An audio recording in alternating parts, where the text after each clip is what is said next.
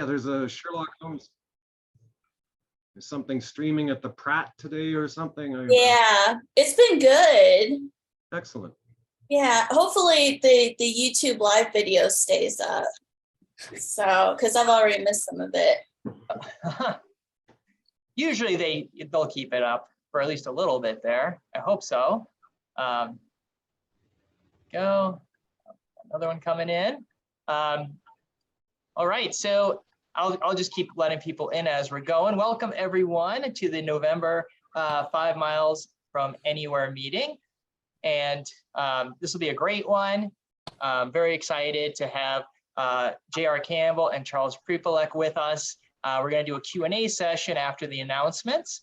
And I think right now, if you wouldn't mind everyone muting yourselves if you haven't yet, I'll get started. And I know we'll still have probably a couple of people jumping in as we're going, and I'll just let them in as they come. So let me share my screen. That's interesting. On 1 second, because what I thought was going to come up did not.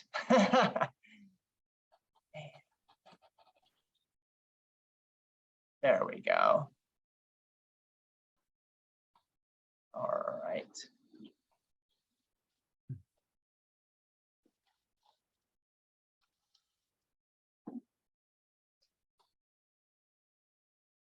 There we go. One. Damn it.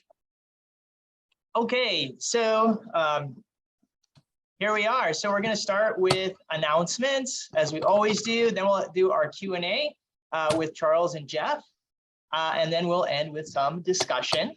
Okay. So we do have a number of announcements, and of course, if you have something to announce at the end, I'll ask if anyone else has something to share. So I was really excited about this one just because we're starting to get noticed. So A Sherlock Carol, which is a production at the New Marylebone Theatre in, I believe, London, they reached out to me and asked if we would announce, if I would announce this new play that's going to be going on. And they offered you all, if you're in the area, in the UK, a discount code, which I will send out on my email, my follow-up email after.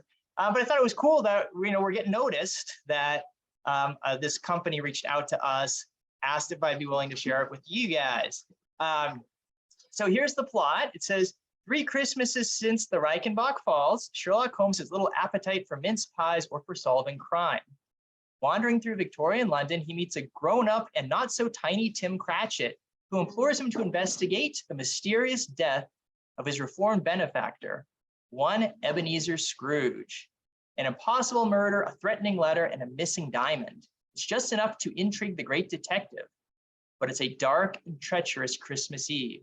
And once again, the night is haunted by the spirits of the past, present, and future. Using his powers of deduction, can Holmes overcome his own ghosts to crack the case? So I think if you happen to be going over to England, I'm not sure if it's going to be playing through the Sherlock Holmes weekend over there, but if it is, and if you're over there, definitely check it out. I'll send the discount code out. It looks like it'd be a really fun night. All right, and speaking of BSI weekend, it's coming up. So January 4th through 7th is the BSI weekend.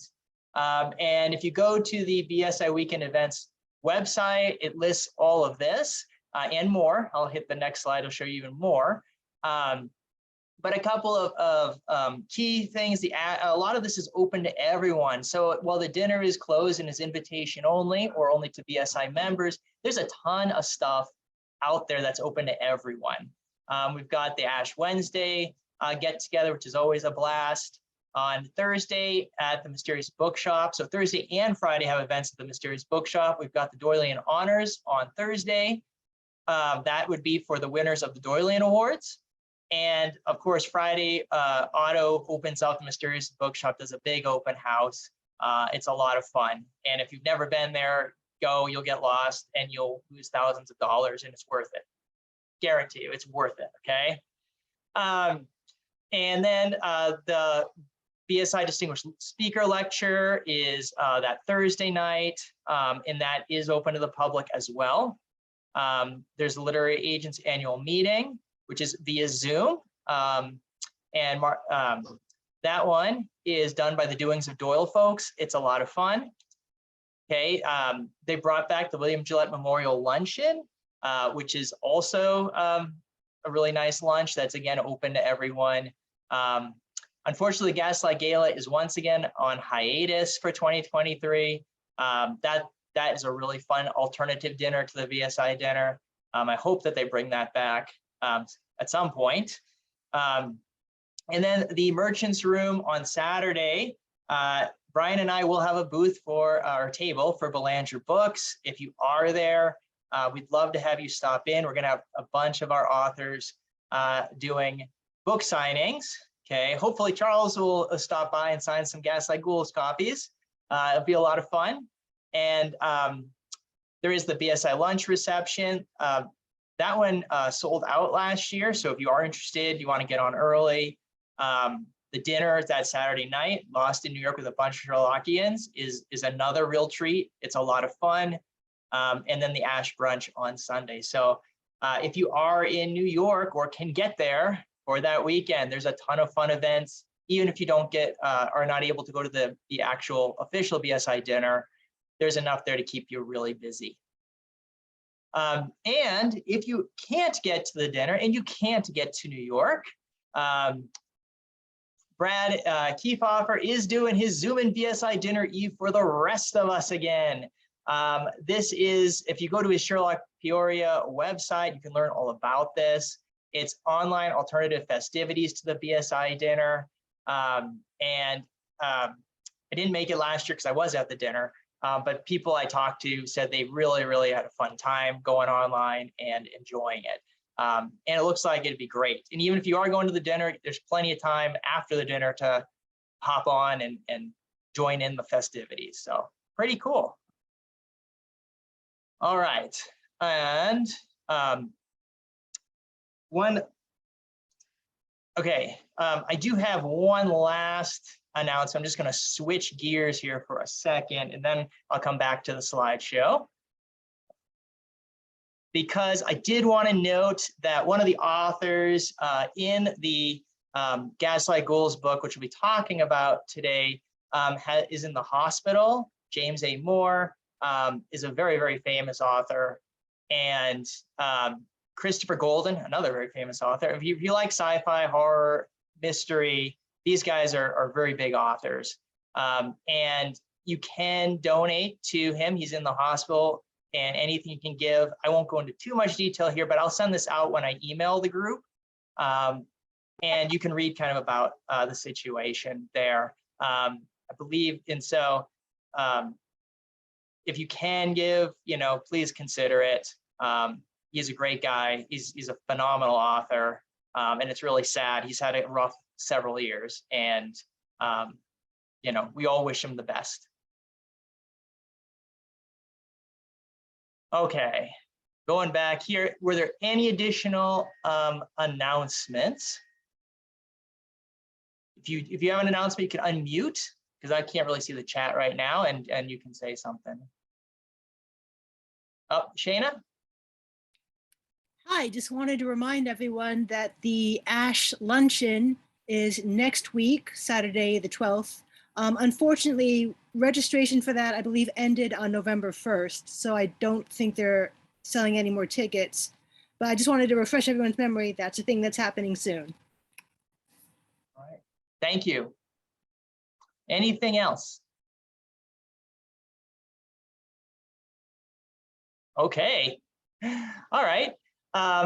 If you do have anything, and again, if you think of something later, you can just put it in the chat. I do kind of keep track. Afterwards, I go over the chat, and then I kind of use that when I send my follow-up email. So if you have something, feel free to share.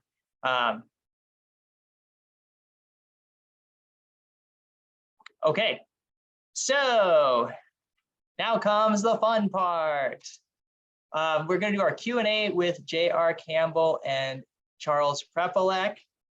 These guys have been just wonderful people to work with. They're great guys to get to know. Really good people to share a beer with, or to have a beer with at some point. I look forward to that, Charles, during BSI weekend.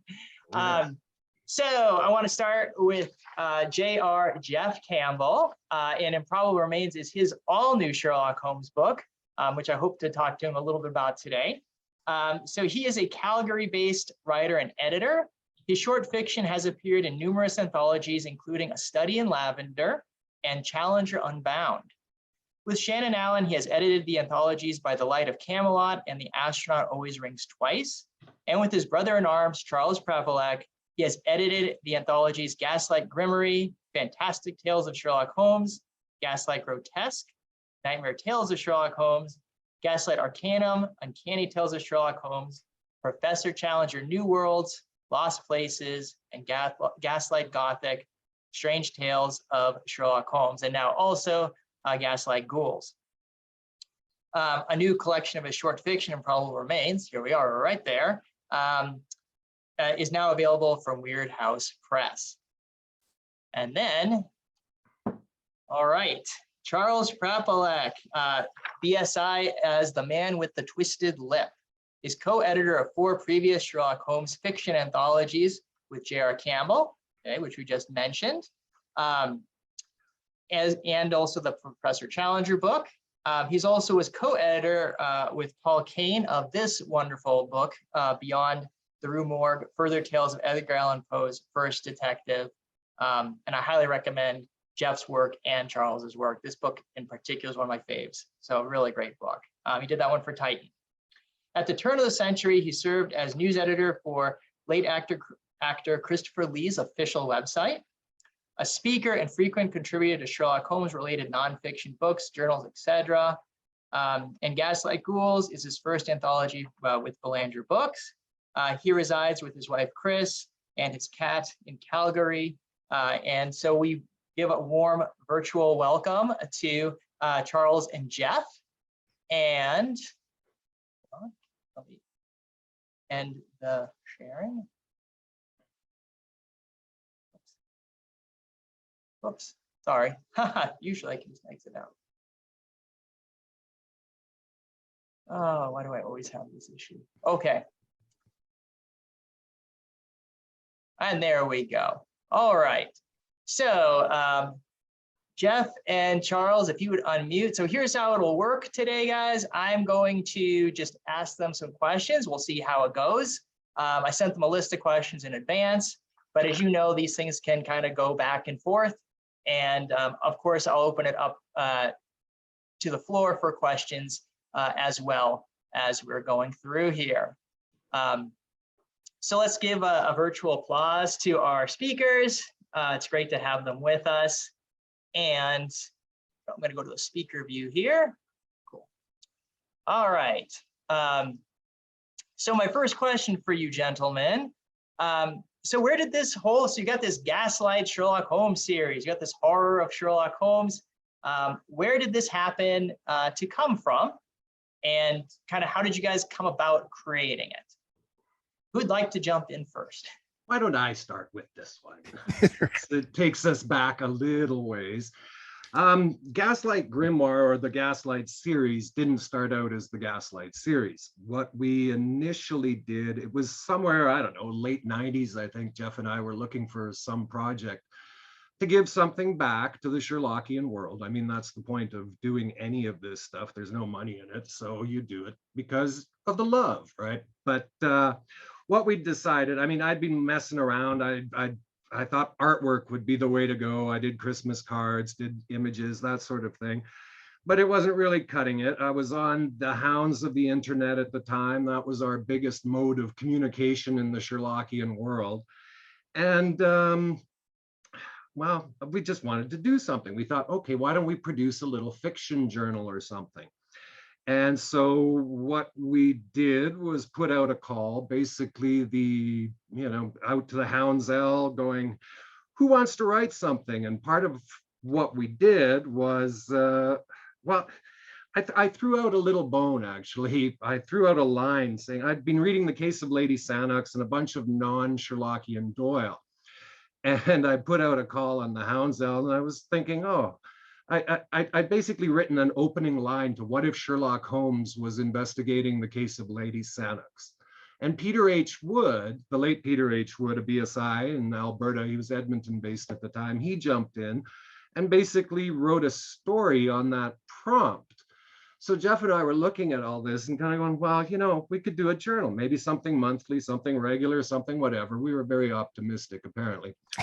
And we got Peter's story in, and so we kind of went from there. And what we ended up putting together got a little bigger than a little, you know, staple bound pamphlet-y book thing. When I took it to my printer, I said, you know, yeah, we want to do this little staple thing. And he's like, you know, we can perfect bind that for the same cost because it's too big and you'll have a book. And that became Curious Incidents back in 2002. A year later, we followed it up with Curious Incidents, Volume 2, big surprise. Just, as, you know, we were really creative in terms of the titling, yes. But that was 2002. This one was 2003. And we were very happy with the response. I mean, it was a self-published job. Jeff and I put in all the work. We did the edits. Phil Cornell did artwork, interior, exterior. The cover art sits on my wall next to me, actually.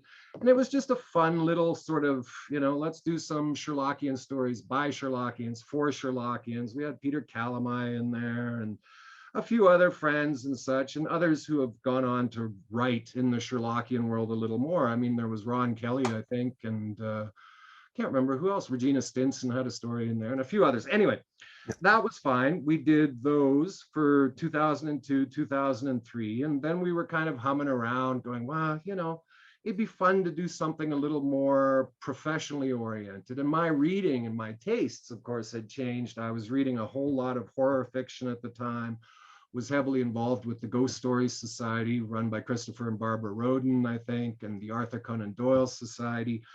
And yeah, I was also reading those Hellboy prose books, the Odd Jobs, Odder Jobs, that sort of thing. And, you know, you get these little thoughts in your head and you think, well, you know, wouldn't it be fun to have professional horror writers playing around with Sherlock Holmes? I mean, what could they do? There's a curiosity there and a fun, you know, there's a level of writing, the guys that you enjoy reading, and you kind of wonder, well, what would they do? And so we were all set where, you know, this is around 2004, I think it was, or 2005 even. But then as we were about to begin on this thing, I ended up seeing a proof. Actually, it was even already in 2003. I ended up seeing a proof for Shadows Over Baker Street, John Peelin's book. And there was the concept, exactly the thing we wanted to do had just been done and put out by Del Rey late in 2003. So basically we backed off and just kind of did nothing for a couple of years. But then at the same time, we talked. Well, you know, we talked about our dream project quite a bit, right? Exactly. And you hum and ha, and the rest of the world was getting caught up in Harry Potter. So you've got this magic kind of thing going on that's very popular. In 1999 or 2000, there was a huge script sale for a film. It was called Sherlock Holmes and the Vengeance of Dracula. That was poised. And I mean, like the studio paid something like $800,000 for a spec script. It was just huge. It was ridiculous. And there was all this talk. It's going to be massive. Chris Columbus is going to direct. Jude Law was attached to play Sherlock Holmes. All sorts of stuff happened. And then Harry Potter, boom. Chris Columbus jumped ship, and the entire Sherlock Holmes versus Dracula thing goes completely sideways.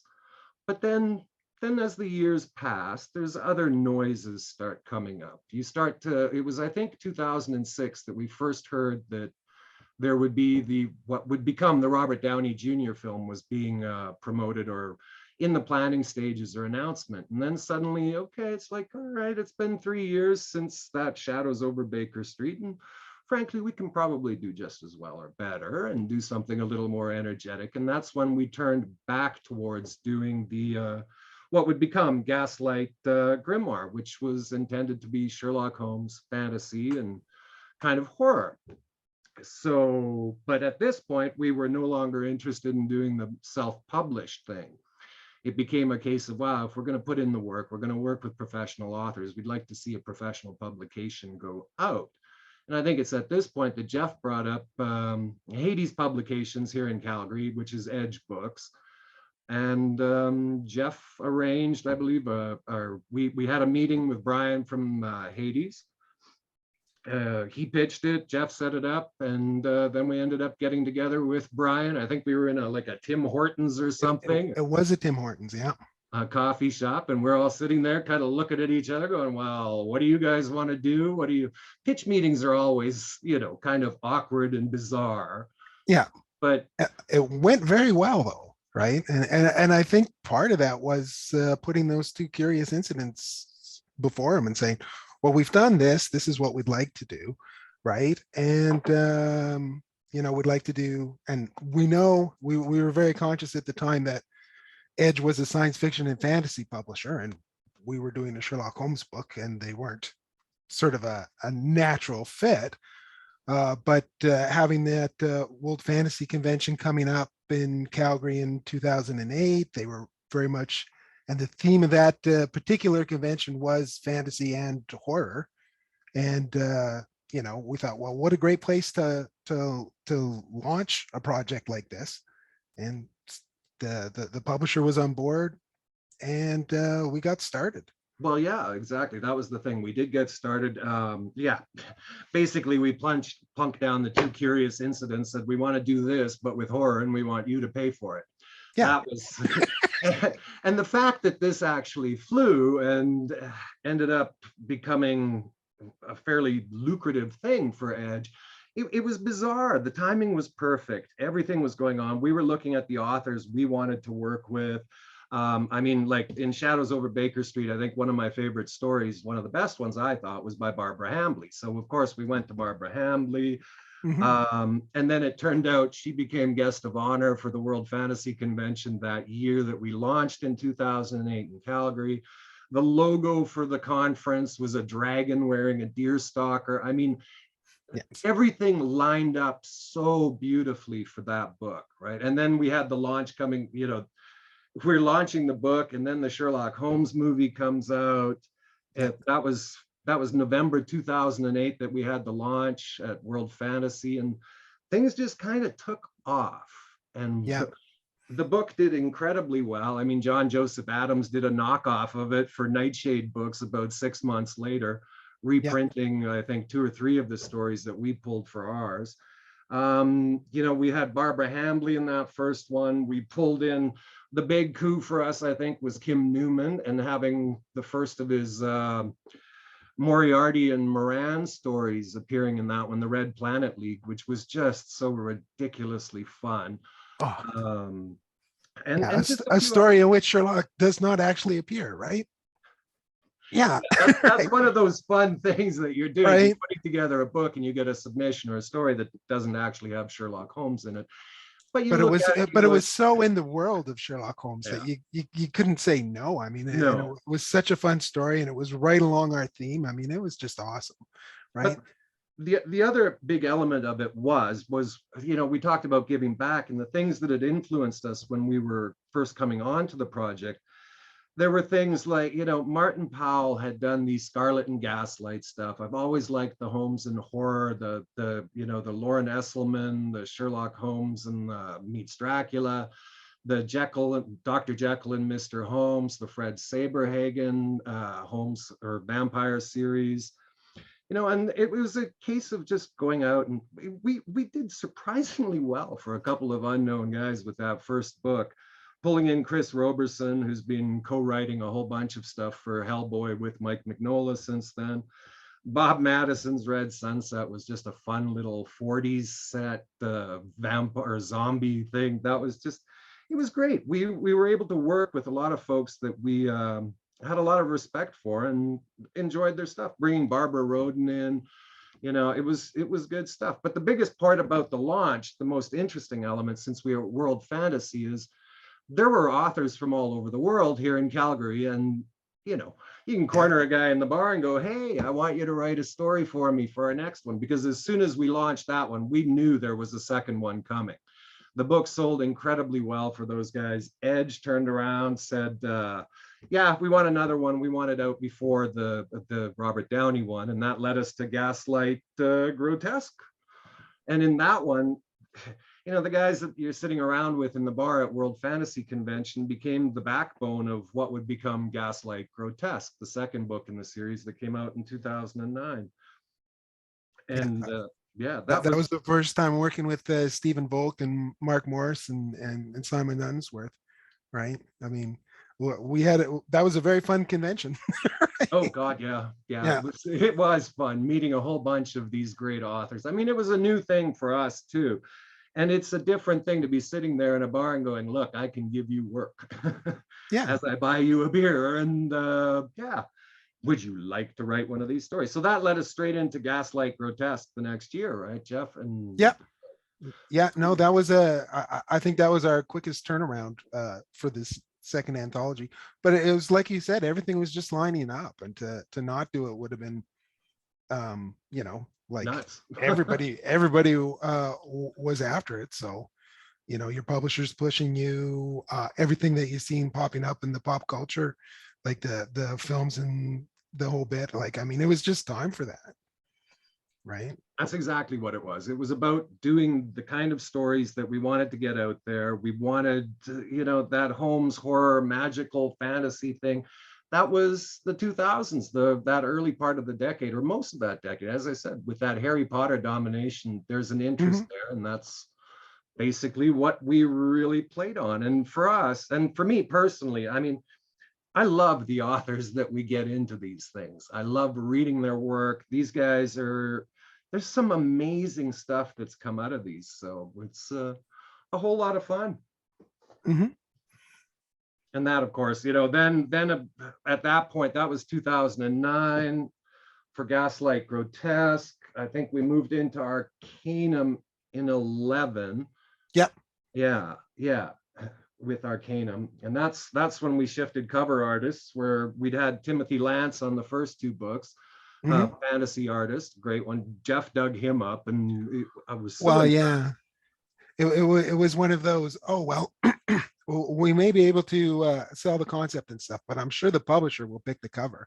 And then one day he turned around and said, do you guys have anything in mind for the cover? And I'm like, oh well. But we had a list of illustrators that we were interested in, and so we sort of turned to the internet and started pulling people up. And Timothy was, because that was quite rushed with the cover, and he did a very good job on both of them.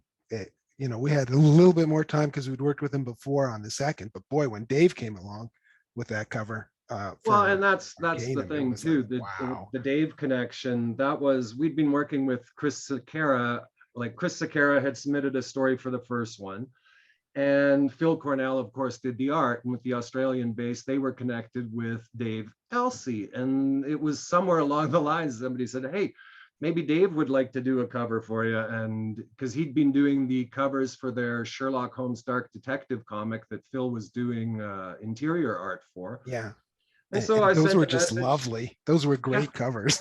Yeah, those are great. And so we turned to Dave, and Dave's been our cover guy since. An Academy Award winning special effects makeup artist.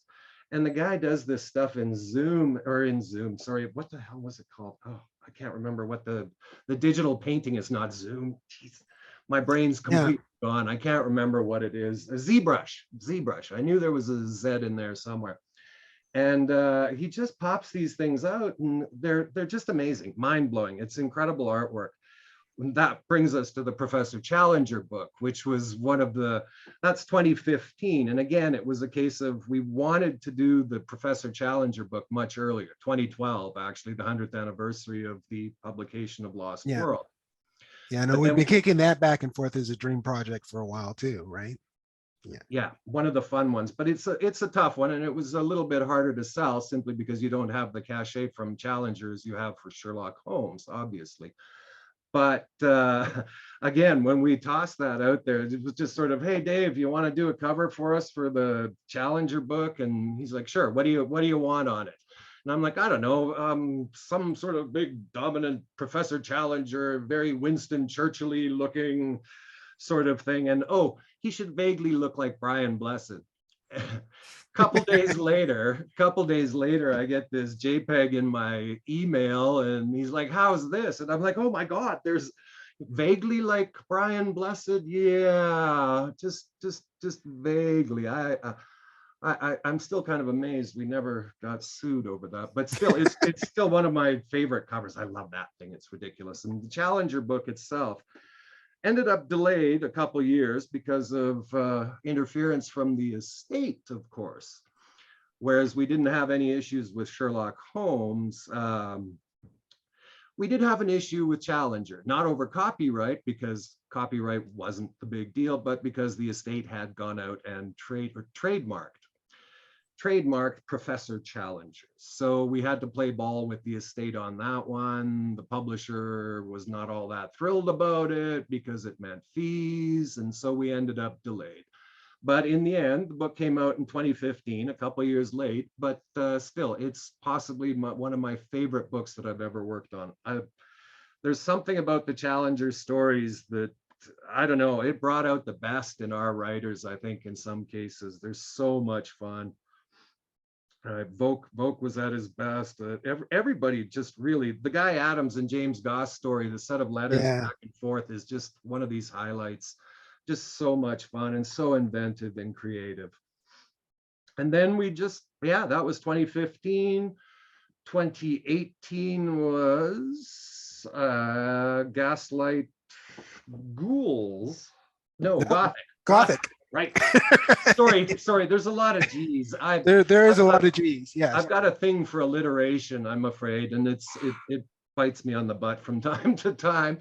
But yeah, Gothic came back for 2018, and that was another, that was just great. And one of the fun ones. It was an amazing list of writers we pulled together in that one. It was fun to have David Stewart Davies back, who did the intro, I think, on Grimoire. We brought Lindsay Fay in, Nancy Holder, Mark Latham was our first time working with Mark, and he's just, I find Latham's writing just great for what we're doing. James Lovegrove, Mark Morris, Josh Reynolds, and Angela Slatter, bringing her in for the first time. She's back in Ghouls. Kevin Thornton, and of course, Stephen Boak.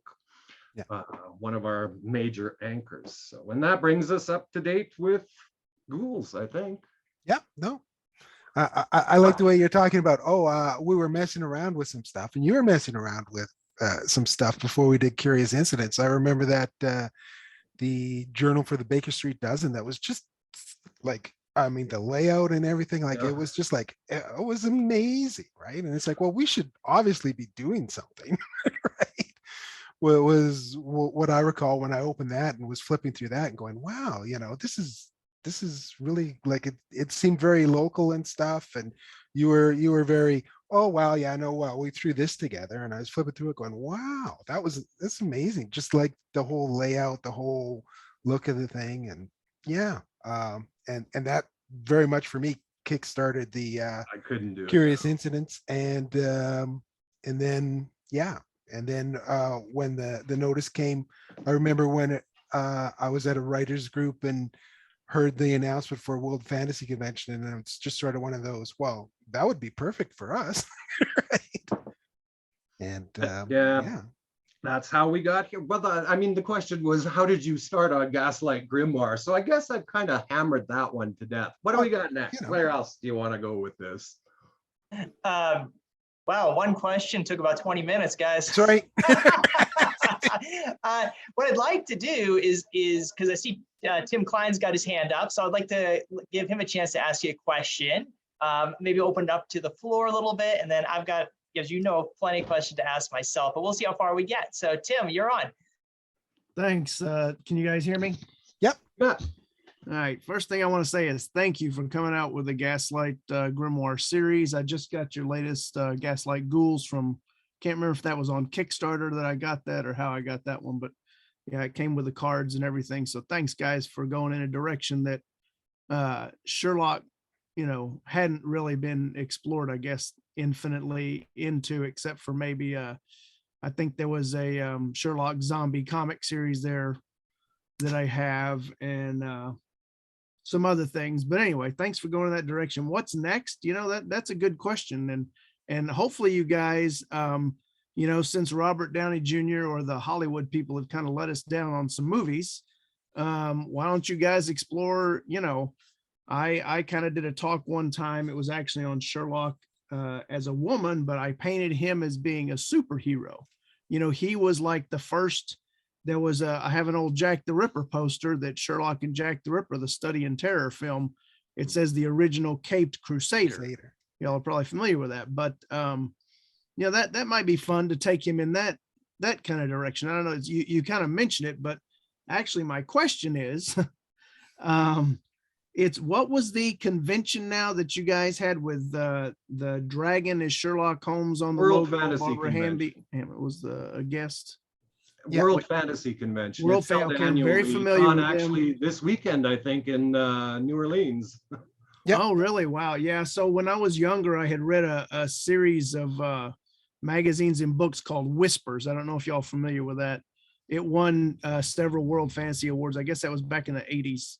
That those were coming out in the great time of that. But so you said that was in what year was that again? That was 2008 here in Calgary. 2009 was in San Jose, and I was there for that one because we launched Gaslight Grotesque at the one in San Jose. Yeah, and Barbara had written a book too.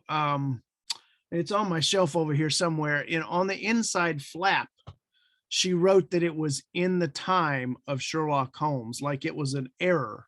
So I thought that was a really neat concept too. It's not just, the Victorian era, but it's the Sherlock Holmes era. It's the, I thought that was really neat setting that she put that in. And I can't remember what the name of the book is, but I've got it on the shelf somewhere over here. Barbara Hambly, or yes. Oh, that would be Those Who Hunt the Night series. That's it. Vampire That's series. I can't remember the character's name. It's not Count Isidro or something. No, I can't remember either. But yeah, Those Who Hunt the Night, and there were a couple more in that series. Yeah. Right. And of course, the Hambly connection is also an interesting one, simply because of her late husband. He'd written, they were little Sherlock Holmes versus Fu Manchu stories. Mm-hmm. Oh God, George Jeff. Effinger. Thank you. Yeah.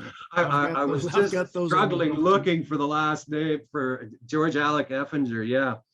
And the Hambly connection was just an odd and interesting one, but I've always really enjoyed those the Sherlock Holmes adjacent stories of hers. Essentially, those were fun. Those Who Hunt the Night, and that was definitely one of the reasons too why we contacted Barbara, because I liked those books, and I knew she'd be writing in that period in that style. So, was there more to that question, Tim, that I've just kind of ignored and gone by? No, you answered the question. And I mean, I think it's great listening to you guys talk about your insight, the conventions you went to, and how you pitched pitched your titles and your ideas to the, I guess, the people with the money, the publishers. And I went to an author convention.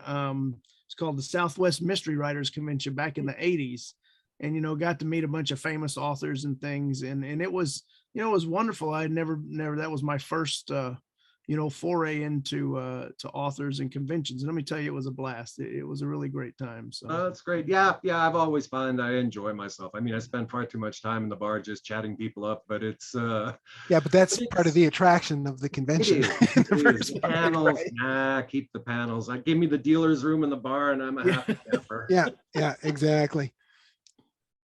All right, Larry Feldman has a question. You can unmute Larry and ask. Okay. Yes, there I am. We can hear you. 10 minutes to remember how to unmute. I just want to say I'm a particular fan of the mashups of Sherlock Holmes and the Lovecraft stories. And I've read Shadows Over Baker Street, and I've read Lovegrove's trilogy. Yes. I read that, which I would love. That was fantastic. And rewriting of Sherlock Holmes's whole life and Watson as a career of him fighting against basically Lovecraft monsters. And so I wondered to the extent to which, and I do have all three of at least three of your Gaslight books, and I am a fan, absolutely. I usually I don't like Sherlock Holmes books where pastiche books where they're all written by different authors, but these I like. They really have something special to them. A lot of stories, really good. And I'm just going to ask if what your experiences of Lovecraft and Sherlock Holmes and using Lovecraft material, and what that is. And I also want to ask the group what kinds of stuff you've read that's similar in this Sherlock Holmes horror mode. I think I'm sure everybody in the group a lot of people in the group may have a favorite as well as I do. So that's it. Okay. Well, thank you again for the kind words, and really love hearing that you enjoyed them. The Lovecraftian elements, I've always wanted to play around with the Lovecraft stuff too. And it's usually something that when we send out the writer's guidelines, sometimes there is a vague difference in theme between the books. And occasionally some lend themselves more to a Lovecraftian take. When I think about, actually, since we mentioned James A. Moore, Jim Moore's story, Emily's Kiss in Grotesque, has some very Lovecraftian sort of elements to it, certainly stronger than I think in any of our other stories that I can, but we've never actually said, give me Lovecraft stories, give me Sherlock Holmes, Lovecraft combos. It's a tricky thing when you try to tread both those authors' styles and pull them together. It's funny, you talked about Lovegrove's series of Cthulhu books, the trilogy. At the same time, Titan also released another trilogy of Sherlock Holmes versus Lovecraft's monsters by Lois Gresh. Lovegrove's came out in hardcover as a trilogy, and Gresh's came out in paperback as a trilogy. And it's an amazing thing how different they are night and day. Lois is a very talented writer, but Lois is still American. And when you read through the stories, I remember being just hit by the difference between a British author and an American author playing with the Lovecraftian elements, whereas Lovegrove tended towards the more subtle. Lois got a little more pulpy in your face, but they were fun. There's an interesting dynamic to both of them. I'd still, at some point, would I enjoy doing a more Lovecraftian focused book? Oh, possibly. Yeah. Yeah. Right. What was Lois's last name? Gresh, Gresh. Okay, thank you. Oh, you're welcome. All right. Yeah. Hey, can I jump in, Larry? That series, I've got that on my shelf. It's called Sherlock versus Cthulhu. And another one you might enjoy is called Warlock Holmes. Yeah, I've seen commercials for that recently. Yeah, Warlock Holmes is really great. Sherlock has these He's a Solar Thomas kind of thing, though. He's not, it's got zombie powers. I don't know. It sounds like it's more humor, from what I can tell. I don't know. I like them. All those are really good, though. Yeah. Okay. No, I love the Lovegrove trilogy of the Cthulhu trilogy. He's got other things too besides the Lovecraft. Right. No, I know. He's written several Sherlock Holmes novels as well, and I have a bunch of those.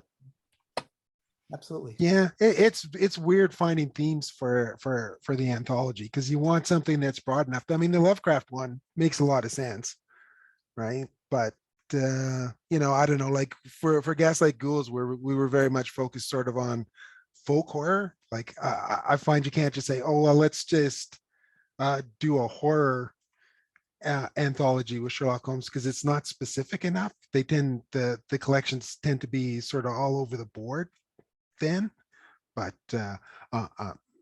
that's just me trying to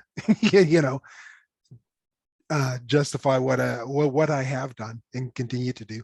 I do think, you know, the when you go back to the canon, I think, you know, the genres have sort of formed so much after Conan Doyle that a lot of the conventions of like the mystery genre, you know, the original stories conform very much to some of the conventions, but not all of them. I mean, there's a lot of horror in those original stories, I find, and that was sort of the aspect that, you know, Charles and I both enjoyed, and that was the aspect that we wanted to send out there, right? Right. Yeah, that Lonesome October book, which we Yeah. talked about a little bit last month. It's another, well, that one is more humorous. Yeah, the Dan Wilson, The Night in a Lonesome October. Right. But I enjoyed that too. But, okay. Well, thank you, gentlemen. I Thanks, appreciate Larry. it.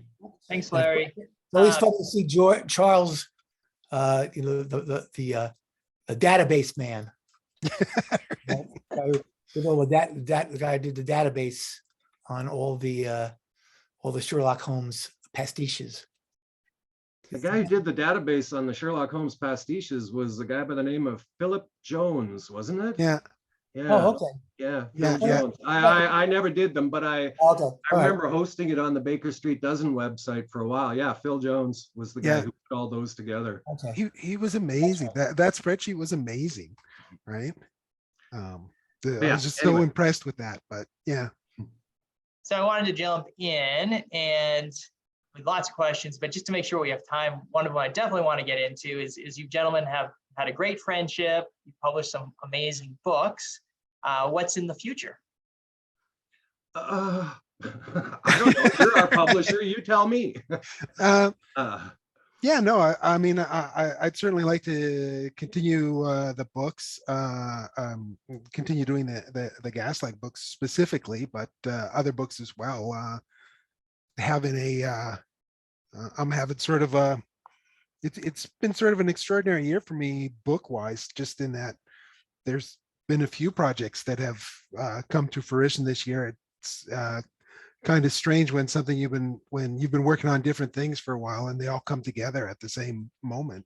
So I do think Sherlock Holmes and in general, and you know, the Gaslight books in particular are something we're interested in pursuing. So yeah. And for me personally, I'd really like to mine something based more off of Doyle's non-Sherlockian work to really kind of riff on some of his themes, where we look at, you know, you've got such great cues with like Lot 249, The Ring of Thoth, the case of Lady Sannox, which has been a jumping off point. The Bloodstone tragedy, which was part of one of the things that pushed behind Gaslight Ghouls, was my reading of the Bloodstone tragedy, the thing about the guy who kidnaps a woman and he's some sort of druid and wants to sacrifice it to. It was part of what drove the folk horror theme for Ghouls. So, but yeah, I want to play around more with some of Conan Doyle's other things as a jumping off point. And there's also a thought that I'd like to get just straight into back non-Sherlockian horror of some kind. So, but right now on the cards, anything concrete at this moment, nothing I've got planned. But there's ideas bouncing around. We'll see. Yeah. Thank you, guys, and love to work with you again. In fact, one question that just came through the chat was, how did you end up working with Brian and me? Do you want to say a little bit about that? Sure.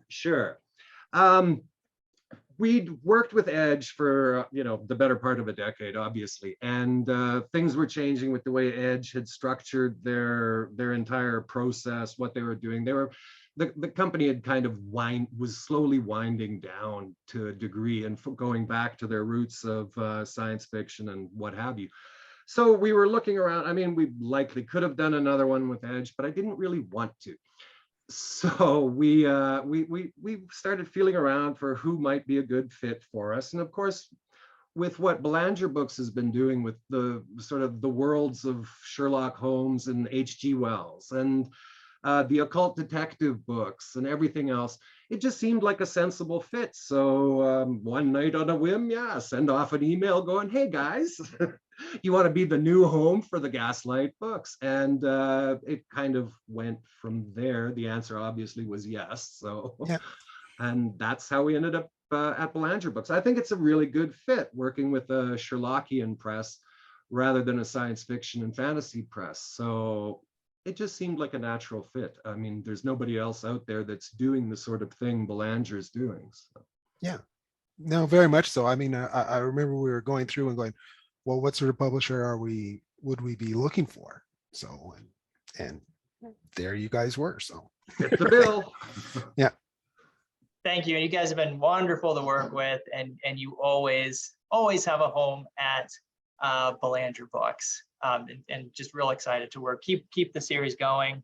I've got a couple I could share with you later. But what I kind of want to do, I think this might end up being the last question, unless someone else wants to jump in. I kind of want to go back to what you said at the beginning, Charles, when you said when you started this series, you asked the question, what could professional horror writers do with Sherlock Holmes?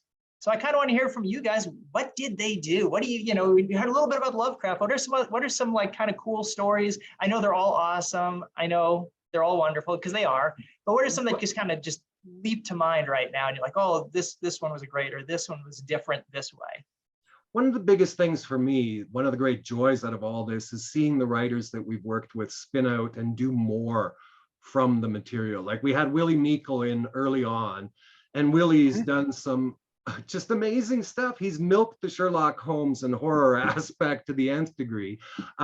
His book this year of Lestrade stories that also came out from Weird House was just a really amazing read. I love this Lestrade book. But I think one of the other great spin-offs that came out of all of this, and that's one of the big triumphs, I think, was the fact that Steve Vogt ended up putting out this book, Under a Raven's Wing. One of the first things, you know, we prompted Steve. He gave us the first story in the Sherlock Holmes as the pupil of Edgar Allan Poe's Dupin in, what was it, Arcanum, I think it was. Yeah, it was Arcanum, yeah. Yeah, and from there, you know, he did another story using the same setup for, I think, Simon Clark's Abroad book, or Sherlock Holmes Abroad, or whatever it was. And then another couple for us. He did one in the Rue Morgue, and then he came back to us with Gothic. And this is one of the finest things that's ever come out of, I think, the work that we've done. And of course, you know, at the same time, Jeff's new book, of course, Improbable Remains, is another one of those kind of results. This is what I really love about what we've done, is that the writers involved have gained something out of working with us. You know what I mean? Yeah. And the stories, that Steve's stuff has been mind-blowing to me throughout this whole process. His first story that he did for us, Hounded, back in Grotesque, I still remember when that MS came in. I was lying on my couch, I print them off and I start reading them, and I felt this flutter in my belly. When you physically react to a story, it's like, you know what? This was the right thing to do.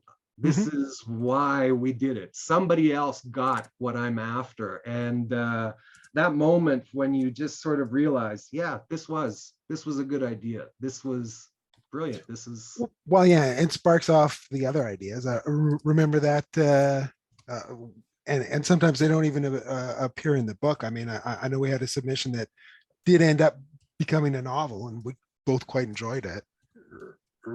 Yeah. remember what the hell that was. Was it Guy Adams?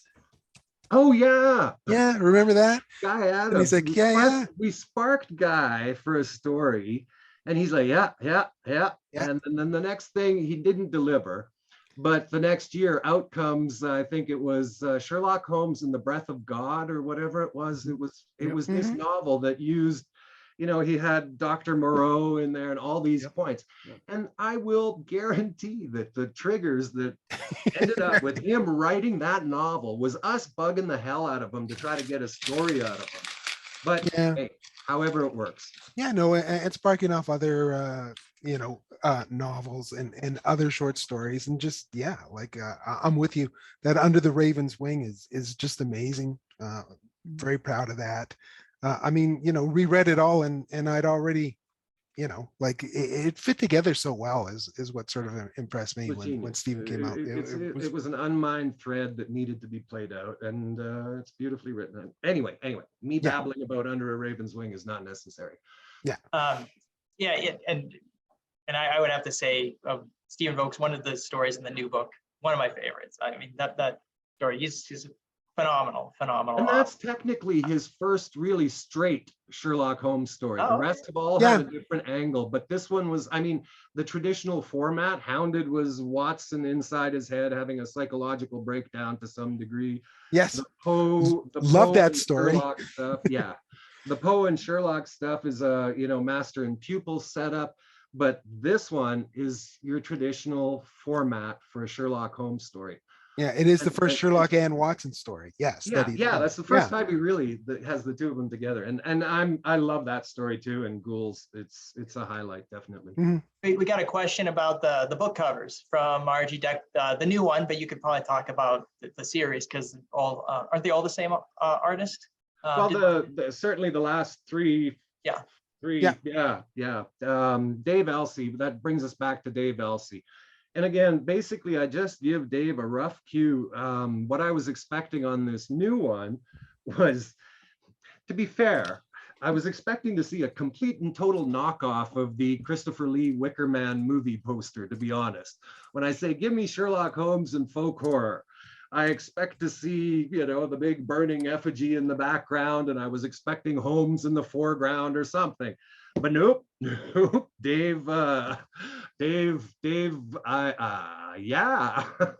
Dave just kind of, okay, I'm gonna put this, I don't even know how to describe this, but when it came in, we looked at it and just kind of went, yeah, okay, yep, this works. This really hits the theme, which was about hidden and underground kind of things and manipulation of a group, a society, getting out into the woods and things. And it really does capture the tone of the book, I think, really, really well.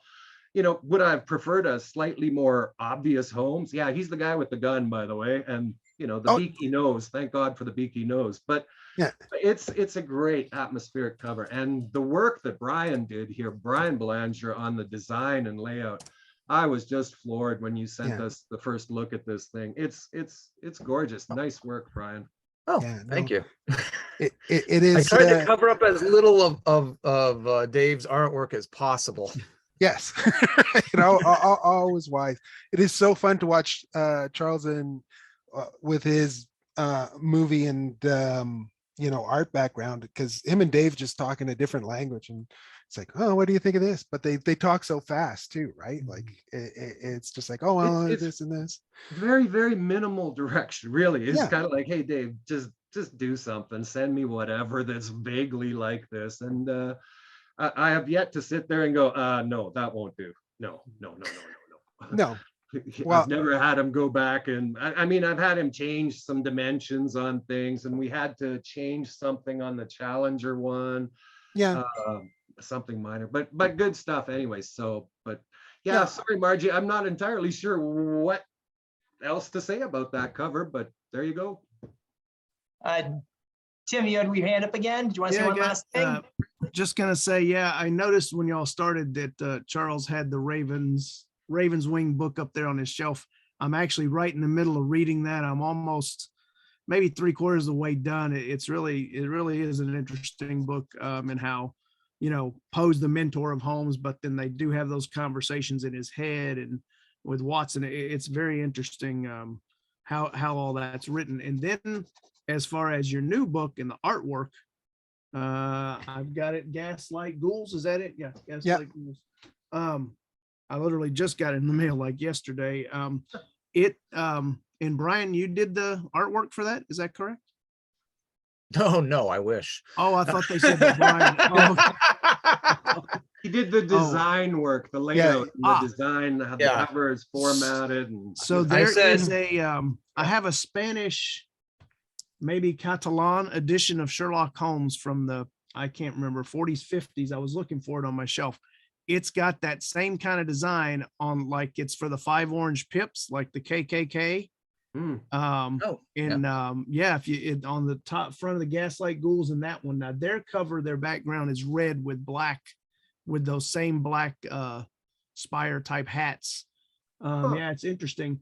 And then one other thing I just thought of, in one of the episodes with the BBC Sherlock, there is a scene. I can't remember exactly what it is, but they're underground and there's all these people dressed in these magic or Satanist costumes that have that same design.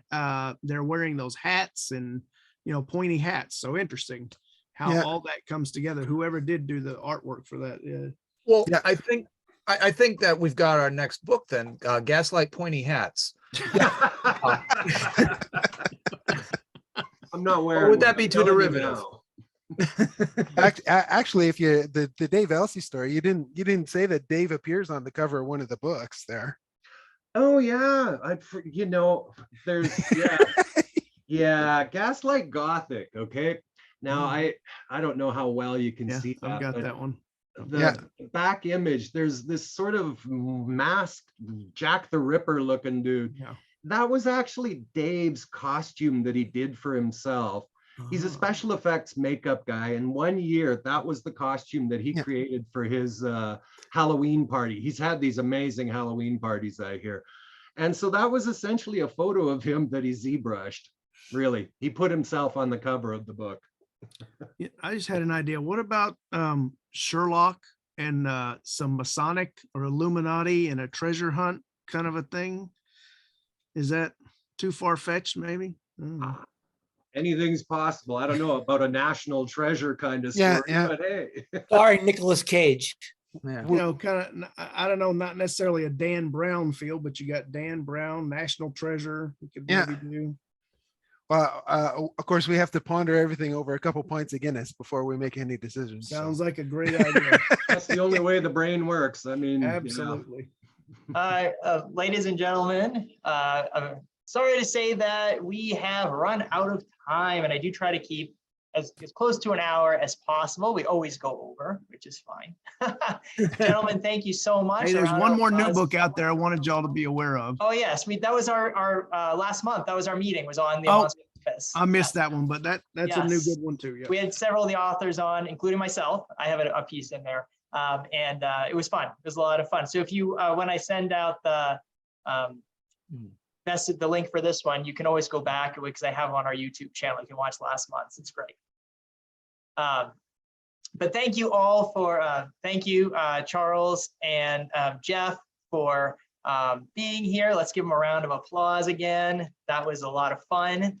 The Gaslight series is available everywhere. The newest one, Gaslight Ghouls, a little bit of a delay, but finally is available in all formats, paperback, hardcover, and Kindle edition. So definitely, if you want to give it a read, they make great, if anyone is a horror Sherlock Holmes fan, great holiday presents. We've got some holidays coming up. And in honor of holidays, next month for our December meeting, Bonnie McBird is going to be our guest. She is going to be talking about her new book, What Child Is This? Her Christmas Sherlock Holmes story, illustrated by Frank Cho. The book is finally out in America. It's been out like everywhere else for like a couple months, but it just came out in America. So I'm looking forward to getting it. Charles held his copy up there. And it'll be, I think it'll be a lot of fun. So thank you, everyone. This is always a blast. It's always a great way to start the month. And I look forward to seeing you in December. Take care, Thanks, everyone. folks. Thank you so much for having us. Thank you. You guys never disappoint, guys. Never disappoint. Okay, well. All This was right. a lot of fun. Thank you. Thank you so much, You're very Madeline. welcome. How did the Thank two you. And movies go, what's the Madeline? date next month, please? So I It'll can be put the it. first Saturday of First Saturday. December. Yes, always the The first third. Saturday. Yep. Yeah, I think it's the 3rd. Thank you. It is the 3rd. Thank you. I want to put it right on the calendar. You got it. Thank you. I wasn't expecting to see some familiar faces because I don't go on the internet all that much. But hi, Dave. Hi, Jerry. Perfect.